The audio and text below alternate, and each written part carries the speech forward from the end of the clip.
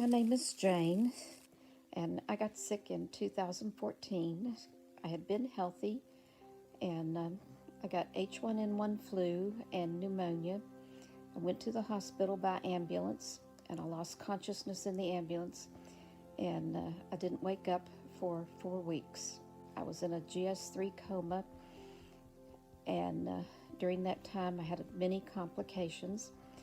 I had sepsis, and I had a pulmonary embolism, and they took me to the operating room, and in the operating room they installed a greenfield filter, and during that time it shut down my kidneys, and I had to go on dialysis, and I also had to be shocked twice in the operating room. They told my family that I was going to die, and they called organ donation. They brought my family in to say their goodbyes to me. And but obviously I didn't die.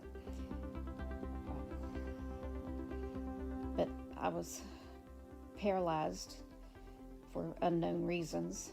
I finally got the movement back in my left arm, and I had a tracheostomy for about 6 weeks.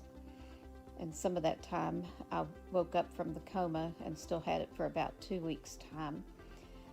I was in ICU for about 4 weeks, and I was hospitalized for 55 days overall. I went to PCU, I'm not quite sure, for about a week, I think.